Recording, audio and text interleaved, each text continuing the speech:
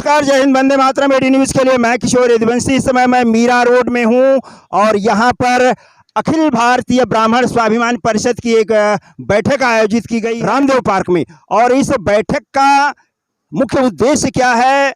ब्राह्मण समाज की एकता, अखंडता और उसके स्वाभिमान के लिए ब्राह्मणों का जो यहाँ पर सम्मेलन हुआ है, उसके कुछ पदाधिकारी और कुछ कार्यकर्ता और समाज सेवक, तमाम समाज के लोग हमारे साथ में यहाँ पर मौजूद हैं। आइए हम इसके राष्ट्रीय अध्यक्ष पांडे जी से सिर्फ मिलना चाहता हूँ कि पांडे जी जरा बताइए, बहुत सारी ब्राह्मणों की संस्थाएं हैं, आपकी संस्था क्या भिन्न करने जा रही है, क्या अलग करने जा रही है, उसके बारे में थोड़ा सा जानकारी समाज को दीजिए।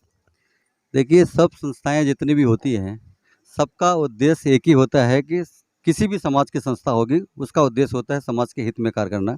मैं ये नहीं कह रहा हूँ कि हमारी ही संस्था समाज के हित के काम कर रही है, ऐसे तमाम संस्थाएं हैं जो ब्राह्मण हित की कार्य कर रही हैं। अब रही बात हमारे संगठन की, हमारा उद्देश्य जो अखिल भारतीय ब्राह्मण स्वाभिमान परिषद बनाया गया है, एक तो सबसे भिन्न ये है कि अक्सर ये संस्थाओं में देखा जाता है कि रिटायर्ड लोग संस्था बनाते हैं। हमारे यहाँ युवा हैं, सब युवा जोश है। आपने महसूस किया होगा कि इतना बड़ा आयोजन मुंबई की धरती पर शायद इसके पहले नहीं हुआ हो किसी एक जाति समुदाय का।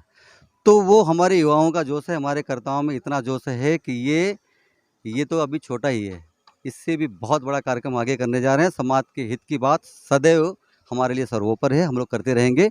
आज हमने जैसे कि ये घोषणा की, आज तक कभी ऐसा हुआ नहीं है कि हम लोग भले ही सब छोटे ही हैं और अपने अपने क्षेत्र में काम कर रहे हैं, अच्छा सा सबका अपना अपना जो भी है, अपना प्रभाव, अपने दम पे खड़े हुए लोग हैं सब। हमने घोषणा की है कि हम एम्बुलेंस सर्विस ब्राह्मणों के लिए स्पेशली शुरू करने जा रहे हैं, जो यहाँ मुंबई के अलग अलग क्षेत्रों में खड़ी रहेंगी और ब्राह्मण समुदाय के लिए या तो निःशुल्क, ये हमारा संगठन डिसाइड करेगा, या तो मिनिमम जो होता है कॉस्ट, उस पर हम लोग सबको मुहैया करवाने वाले हैं। इसी के साथ जो ब्राह्मण स्वाभिमान की बात तो चलती है, ऐसा हो रहा है आज आपने भी देखा होगा कि सब जातियों का एक संगठन है और जो राष्ट्रीय पार्टियां हैं या क्षेत्रीय पार्टियां हैं, उस स्पेशल समुदाय को तवज्जो देकर ब्राह्मणों का निरादर हर तरह से हो रहा है। उसका एक कारण ये भी है कि सबका संख्या बल है। आजकल देखिए आप, इस तरह से जाति जनगणना की बात हो रही है, ऐसे देश में इस तरह से विभाजन की बात नहीं होनी चाहिए, फिर भी हो रही है। ब्राह्मण चूँकि 9% हैं, लेकिन ब्राह्मण समर्थवान है, ब्राह्मण मेहनतशील है, मेहनत के दम पे अपना प्रभुत्व जमाने वाले हैं। मैं किसी जात, किसी धर्म, किसी में भेदभाव नहीं करता, सबका सम्मान है, सबका है, मैं किसी का विरोध भी नहीं कर रहा हूँ। लेकिन हाँ, हम हमारे वर्चस्व की लड़ाई लड़ रहे हैं, जिसमें पूरा समुदाय हमारे साथ है।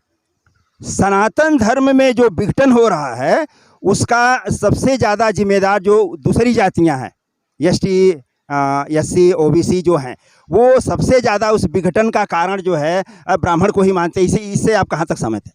देखिए, ये लोगों में भ्रांति फैलाई जा रही है।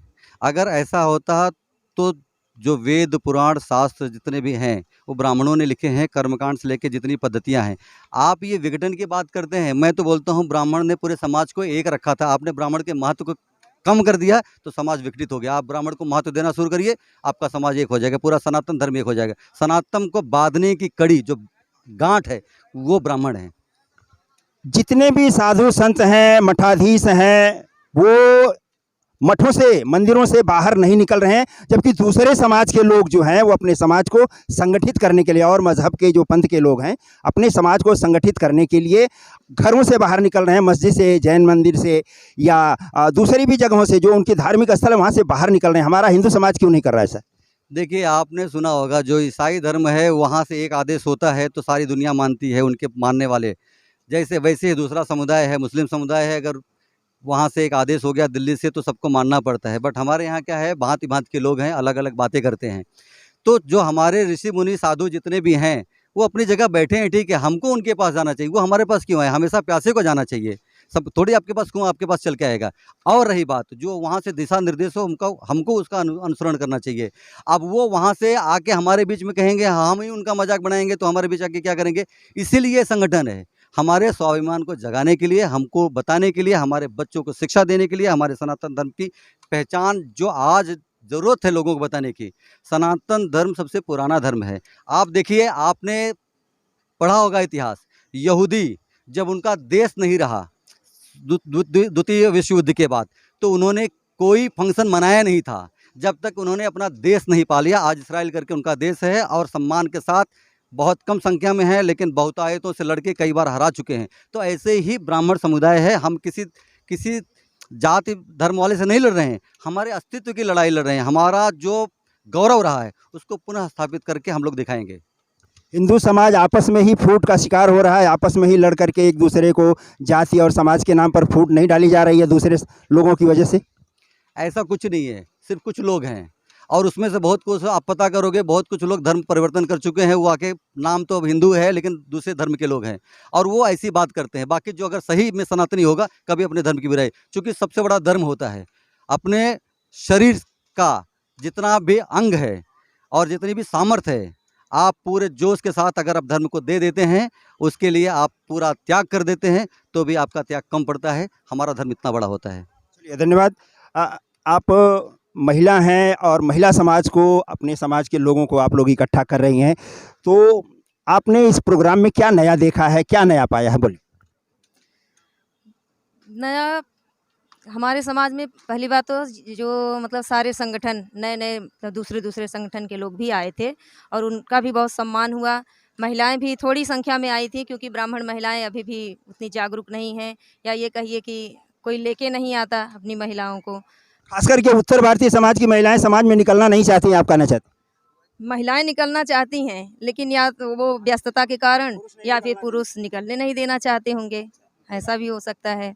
महिलाओं की संख्या काफ़ी कम थी और हमें उम्मीद नहीं थी कि इतनी कम महिलाएं आएंगी, और हमने जो है ये उम्मीद की थी कि कम से कम हमारे संगठन के जितने भी पदाधिकारी हैं, जितने भी लोग हैं, उनकी भी महिलाएं आएंगी तो भी मतलब हमारी संख्या दिखेगी, पर ऐसा भी नहीं हुआ। तो इसलिए हमारी संख्या थोड़ी कम दिखी, लेकिन हम भी जगा रहे हैं अपनी महिलाओं को, बहनों को, और प्रयास करेंगे कि अगली बार ज़्यादा से ज़्यादा संख्या में महिलाएं आएँ। उत्तर भारतीय महिलाओं को खास करके जो मुंबई में रह रही हैं और उन्हें समाज से जुड़ना चाहिए, चाहे किसी भी जाति की हो, अपने उत्तर भारतीय हैं, वो आती नहीं हैं किसी भी सभा समारोह में, वो जाती नहीं है जल्दी, या तो लोग लेके नहीं जाना चाहते। ऐसे लोगों को आप क्या मैसेज देना चाहेंगे? मतलब मैसेज देना चाहूँगी कि ये जो 21वीं सदी चल रही है, ये नारी की ही सदी है, 21वीं सदी। और ऐसा कुछ नहीं है कि महिलाएं आगे नहीं आने देना चाहिए। हम लोग भी तो महिलाएं हैं ना, हमसे प्रेरणा लेनी चाहिए। पुरुषों की इसमें कोई गलती नहीं है, बल्कि औरत अपनी ताकत को नहीं समझ पा रही हैं, वो खुद सामने नहीं आना चाह रही हैं। अगर आना चाहें तो उनको, उनकी ताकत को तो ऊपर वाला ही जानता है, भगवान राम जी भी जानते हैं, हर कोई जानता है। चलिए, ठीक है सर, आप अपने संस्था के बारे में, इस संस्था के बारे में या इस समाज के बारे में, अपने ब्राह्मण समाज को क्या संदेश देना चाहते हैं? देखिए, ऐसा है, अखिल भारतीय ब्राह्मण स्वाभिमान परिषद जो है, यह एक स्कूल है। स्वाभिमान जगाने के लिए, ब्राह्मणों का स्वाभिमान जगाने के लिए हमको यहाँ सीखने के लिए आना पड़ता है, और ब्राह्मण समाज के बहुत सारे आदरणीय है जो हमको सिखाते हैं। और जिस दिन हम लोग सीख जाएंगे, अपने आप को प्राप्त हो जाएंगे, उस दिन हर ब्राह्मण रुद्र पुरुष हो जाएगा और हर एक ब्राह्मण एक सम्मेलन होगा। तो वो अपने आप को, जब हम पर्याप्त हो जाएंगे, अपने आप को जब प्राप्त हो जाएंगे, उसकी पात्रता हमारे अंदर जब आ जाएगी, तो हम स्वाभिमान को आगे बढ़ाएंगे, ब्राह्मण समाज को आगे ले जाएंगे। हमारी परिकल्पना यही है और संस्था का उद्देश्य भी वही है। आपको नहीं लगता कि ब्राह्मण समाज अपने पतन का कारण खुद हुआ है? ब्राह्मण समाज, देखिए, खाली ब्राह्मण समाज को हम ऐसा नहीं कर सकते। सनातन माने ब्राह्मण और ब्राह्मण माने सनातन समाज में एक बात ऐसी चल रही है, हिंदू माने ब्राह्मण हो गया, सनातन माने ब्राह्मण हो गया, और बाकी जातियों के लोग जो हैं वो हिंदू धर्म और सनातन धर्म से ऐसे नहीं जुड़ पा रहे हैं जितना हमारा समाज जुड़ा हुआ है। और हम अपना समाज, अपने समाज को आगे ले जाते हुए सनातन धर्म की भी हम रक्षा कर रहे हैं, सनातन धर्म का भी हम विकास कर रहे हैं। तो आप ऐसा नहीं कह सकते कि ब्राह्मण का जो है पतन हुआ है या ब्राह्मण अपने पतन के कारण है। ब्राह्मण का पतन नहीं हुआ है। हम बता रहे हैं आपको, 9% ब्राह्मण है हिंदुस्तान में और 73% IAS हैं ब्राह्मण। तो अगर पतन होता तो ये नहीं होता ना। आप लोअर कोर्ट से लेकर सुप्रीम कोर्ट तक देखिए, 50% जजेज हैं, सब ब्राह्मण हैं। तो पतन तो नहीं कहा जा सकता, उनका विकास हुआ है, आरक्षण से विकास हुआ है इनका। ब्राह्मण का लड़का अब सरकारी नौकरी नहीं ढूंढता। जिस घर में बच्चा पैदा होता है सवर्णों के यहाँ, वो समझ लेता कि हमको नौकरी मिलने नहीं वाली है, तो वो पहले से तैयारी करके चलते हैं, प्राइवेट सेक्टर में जाते हैं और आज डेवलप्ड हुआ है। ब्राह्मण बहुत आगे गया है, हर ढंग से विकास हुआ है, आप नहीं कह सकते। अपने समाज की जो पैतृक व्यवसाय कहें या उनकी आजीविका का जो साधन था, वैदिक संस्कृति को प्रचार प्रसार देने का जो उनका जो माध्यम था, उनका जो कर्म था, उससे विमुख हुए लगते हैं, ऐसा आपको? बता रहा हूँ आपको, हर चीज़ में विकास हुआ है। साइंस का विकास हुआ है, चांद पर चले गए, सूर्य पर जा रहे हैं, मंगल पे हमने विजय प्राप्त की, कानून बदल गए, टेक्नोलॉजी बदल गई। अब आप चाहते हैं कि ब्राह्मण वही शंख बजाए और कुछ छिड़के और पूजा करे और 5 रुपया लेके घर पे जाए, तो वो ब्राह्मण ऐसा नहीं है। ब्राह्मण का धर्म वो कर रहा है, लेकिन और बाकी जो बिजनेस कर रहे हैं, व्यापार कर रहे हैं, देश को आगे बढ़ा रहे हैं, राजनीति में आ रहे हैं, प्रशासन में आ रहे हैं, तो उसको आप नहीं जोड़ सकते कि पूजा करने वाला ही ब्राह्मण है। जो आगे ब्राह्मण गए हैं वो भी तो ब्राह्मण है, ज़्यादा से ज़्यादा प्रधानमंत्री ब्राह्मण हुए हैं। मधुसूदन जी, लक्ष्मण जी, आप ये बताइए कि आपने कोरोना काल में, मैंने आपके काम को देखा है, मैंने आपके समाचार को प्रसारित किया, उस समय जब लोग ज़िंदगी को हथेली पर लेकर के घूम रहे थे, घर से बाहर निकलने में डर रहे थे, ऐसे में आपने कई महीने तक भंडारा चलाया, लोगों को खाने पीने की व्यवस्था की। आपको ये प्रेरणा कहाँ से मिली और आज ब्राह्मण समाज को आप एकत्रित करने निकले हैं, कैसा लगता है? किशोर जी, ये प्रेरणा तो हमारे पूर्वजों से मिली, और जो समाज के कार्य करते हुए समाज में जब हमने देखा लोगों को खाने के लिए नहीं, लोग भाग रहे हैं, उनको भागने के लिए साधन नहीं उपलब्ध है, तो हम लोगों ने एक प्रेरणा जगाई कि चलो ठीक है, कम से कम जितना हो सकता है उतनी मेहनत करते हैं। उस टीम के कार्य के लिए बहुत सारे लोग हमारे साथ में जुड़े, सबके आशीर्वाद से ये कार्य संभव हुआ। और घर घर पहुंचाने में जो है हमारे संजय भाई हैं, राजेश भाई थे, संतोष भाई थे, घनश्याम भाई हैं, इन सब लोगों ने जो है हमें प्रेरणा दी। उस अनुसार हमने लोगों के घर घर तक भोजन पहुंचाया जो है। इस संस्था को आप, मैं सुन रहा हूँ कि पूरे भारतवर्ष से लोग आए हैं आपके इस कार्यक्रम में सम्मिलित होने के लिए, और जो नहीं आ पाए हैं उन्हें आप क्या संदेश देना चाहते हैं?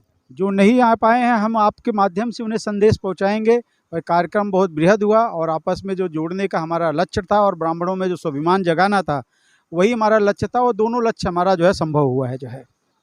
आप क्या कहना चाहते हैं? आप भी संस्था के एक वरिष्ठ पदाधिकारी हैं, संस्था के काम से आप कितने संतुष्ट हैं? अपने काम से आप कितने संतुष्ट हैं? मैं संस्था के काम से बहुत संतुष्ट हूँ, जो कि हमारे संस्थापक महोदय जी हमेशा हम सबको ताकत देते रहते हैं कि आप लोगों ने संगठन को जोड़िए और मजबूती बनाइए। जहाँ भी दिक्कत और किसी चीज़ की ज़रूरत पड़ेगी, जैसे कि आजकल इंसान को संगठन तो बना लेते हैं, लेकिन चलाने के लिए जैसे ये कार्य इतना बड़ा किया जा रहा है, तब इतना बड़ा कार्य करने के लिए फंड कहाँ से आएगा? तो जो कि हमारे संस्थापक लक्ष्मण भैया ने हमेशा सदा कहते रहते हैं कि जितने लोगों को उपस्थित कर सको करो, और जिम्मेदारी हमारी। भोजन और भंडारा चलने दो, वो सब हम देख लेंगे। तो हम सब इनके ही माध्यम से कार्य कर रहे हैं। खैर, लक्ष्मण भाई और मधुसूदन भाई की तो ये भंडारे वाली जो प्रवृत्ति है वो तो मैंने कोरोना काल से देखा है, और उसे अपनी आंखों से देख करके लोगों को भी दिखाया है मैंने कि एक आदमी जो इतना बड़ा कार्यक्रम कर सकता है, कोरोना जैसी महामारी में लोगों को खाना घर घर पहुंचा सकता है, तो आज ये मेरे ख्याल से लक्ष्मण भाई के लिए और मधुसूदन भाई के लिए ये कार्यक्रम बहुत छोटी सी बात है। संस्था के एक और पदाधिकारी हमारे साथ में हैं। सर, आप अपने संस्था के काम से और अपने काम से आप लोग कितने संतुष्ट हैं आज के कार्यक्रम से? देखिए, मैं सबसे पहले आपके न्यूज़ को और आपको बहुत बहुत बधाई और धन्यवाद देता हूं कि आप यहां आकर के हमारे इस संस्था को सबसे जो है इसको आगे बढ़ा रहे हैं। दूसरा विषय यह है कि आज का जो कार्यक्रम था, ये कार्यक्रम सबको एक दूसरे से रूबरू कराने का था, बाकी विषय तो अगले कार्यक्रम में होगा। दूसरा चीज़, मैं अपने सभी पदाधिकारियों को मैं बहुत बहुत बधाई और धन्यवाद देता हूं कि जिनके बल पर, जिनके मेहनत से हमने यह कार्य करने में सफलता पाई।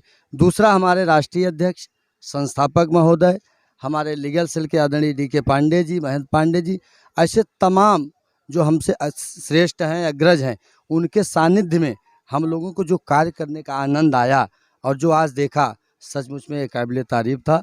मैं भगवान परशुराम से प्रार्थना करता हूं कि आज बहुत बड़ा परिवार बना है और यह परिवार पे किसी की नज़र न लगे और ये परिवार यूं ही आगे बढ़ता रहे। इसी बधाई और शुभकामनाओं के साथ मैं अपनी वाणी पे विराम देता हूं। जय श्री परशुराम। तो ये थे हमारे अखिल भारतीय ब्राह्मण स्वाभिमान परिषद के कुछ कार्यकर्ता, संस्थापक, अध्यक्ष और उनके जितने भी कर्ता धर्ता थे, जिन्होंने आज एक बहुत ही सक्सेस प्रोग्राम को अपनी मंजिल तक पहुंचा करके आत्मसंतुष्टि का अनुभव किया है। आप